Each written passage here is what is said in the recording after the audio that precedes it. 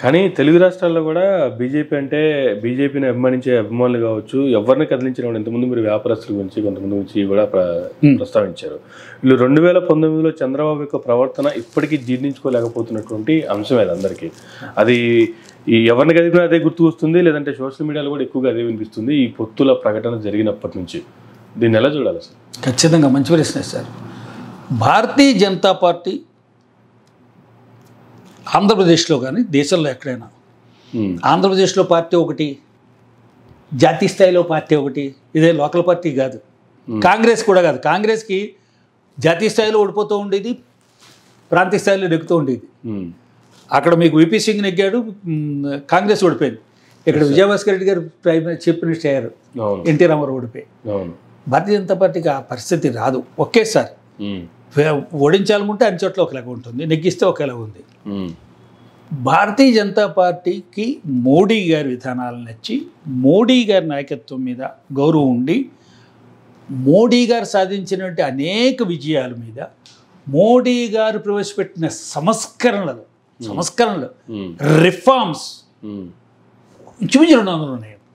Okay, చట్టాల నుంచి కూడా, పరిపాలన విధానం కూడా, కామన్ మ్యాన్ ఇవాళ అధికార యంత్రాంగాన్ని దగ్గర డైరెక్ట్గా వెళ్ళి డైరెక్ట్గా మాట్లాడేది. ఓకే, భారతీయ జనతా పార్టీ వ్యక్తికి నాయకుడికి మధ్యన దళారులు ఏం లేరు, అందరూ డైరెక్ట్గా మాట్లాడుకోవచ్చు. అంతటి విధానాన్ని తయారు చేసినప్పుడు ప్రతి రాష్ట్రంలో ఆ పార్టీ మీద శ్రద్ధ, గౌరవము, అభిమానము, సానుభూతి అన్న మాట మాట్లాడండి. ప్రేమ ఉన్నవాళ్ళు భారతీయ జనతా పార్టీకి ఆంధ్రప్రదేశ్లో 3% ఉన్నారు. 1% ఓటింగ్ రాకపోవచ్చు, 1% ఒళ్ళు మండి ఇంకో పార్టీకి వేయచ్చు, 1% ఒళ్ళు మండి ఇంకో పార్టీకి వేస్తారు, 1% పువ్వు గుర్తుంది కాబట్టి వేసేస్తారు, 1% ఓటింగ్ రాకపోవచ్చు, ఇంకొక 1% 4% మినిమం ఉంటారు. వాళ్ళందరూ ఈ పొత్తుకి అసంతృప్తిగా, అన్హ్యాపీగా ఉంటే నిర్ణయం ఎలా ఉంటుందండి? అంతే సార్, ఎలా ఉంటుంది? వాళ్ళందరినీ పరిశీలించే సైకాలజీ చదివానండి నేను, మానసిక శాస్త్రం చదివాం మనం అందరం. ఓటర్ యొక్క మానసిక స్థితి ఎలా ఉంటుంది, తను నెగ్గవలసిన, తను ఎవరిని నెగ్గించాలనుకుంటున్నాడు, వాడు నెగ్గపోతే ఎవరిని ఓడించాలనుకుంటున్నాడు ఓడించేస్తాడు. నేను మిమ్మల్ని నెగ్గించాలనుకుంటున్నా కానీ మీరు నెగ్గే పరిస్థితుల్లో లేదు, బలాన్ని పాటు నెగ్గకూడదని ఉంది. అప్పుడు మీకు వేసినా ఓటు నా పోతుంది, నెగ్గిలే లేరు మీరు. కాబట్టి ఎవరిని ఓడించాలో చూసుకుని వాళ్ళని ఓడించేస్తాను అనుకోండి, నెగ్గించేస్తాను. Okay, that was happen during 2019. అదే జరిగింది. 2019లో ఓటర్లు అందరూ పగ టక మారిపోయారు. ఇప్పుడు కూడా అదే పరిస్థితి వస్తుంది. ఈ పొత్తుకు ఇష్టం లేని వాళ్ళందరూ పొత్తుకు వ్యతిరేకంగానే వేయచ్చు, లేదా పొత్తుకి ఎవరికి ఎగ్నిస్ట్గా వీళ్ళు పొత్తు పెట్టుకున్నారో వాళ్ళనైనా నెగ్గించేయచ్చు.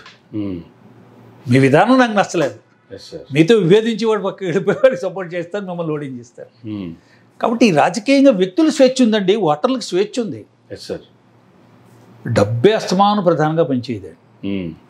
నన్ను చూడండి, నేను ఈ నేను పద్ధతి ప్రజాస్వామ్య దేశంలో ప్రతి పౌరుడు యొక్క కంట్రిబ్యూషన్ ఉంది అభివృద్ధిలో. అంతేగా, నీ బాబు సొత్తు కాదు, ప్రభుత్వం సొమ్ము. అవును సార్. ఆ దీక్షలు మోడీ గారికి ఎగ్నిస్ట్గా ఏ దీక్షలు పెట్టారు ఆయన? ప్రజా పోరాట దీక్షలా? ధర్మ పోరాట దీక్షలు. పైసలన్నీ ప్రజలవి. అంతేగా, అప్పులు లక్షల కొద్ది అప్పులు తీసుకొచ్చారు, ఈ అప్పులన్నీ ప్రజలవి, ప్రజల సొమ్ము.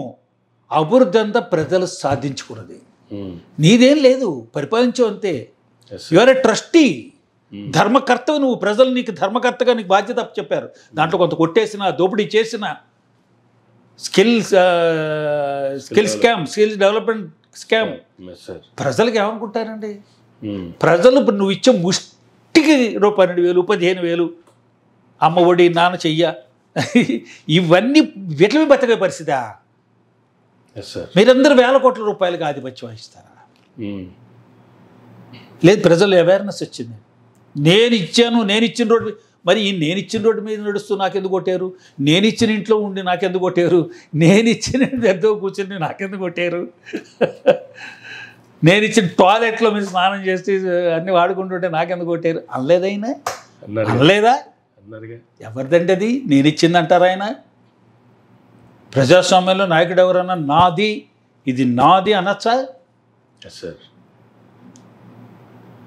నేను ఇచ్చిన ఇళ్ల స్థలాలు ప్రజాస్వామ్య వ్యవస్థలో ప్రజలే ప్రజలే వనరులు. అంతే కదా. ఈ సమస్త సంపదకి వారసులు, హక్కుదారులు. Yes sir. The paramount ownership ప్రజలకే ఉంది. అవును, నువ్వు ధర్మకర్తవి. అంతే కదా. తేడా పాడవస్తే డిస్ప్రపోర్షనేట్ ఆఫ్ ఎసెట్స్ కేసి జయలలిత లాగినట్లాగి నీ ఎసెట్స్ అంతా లెక్క ఇస్తారు. అంతేగా. కాబట్టి this is not the way. మీరేమో నన్ను ఎంత అడుగుతారు, నేను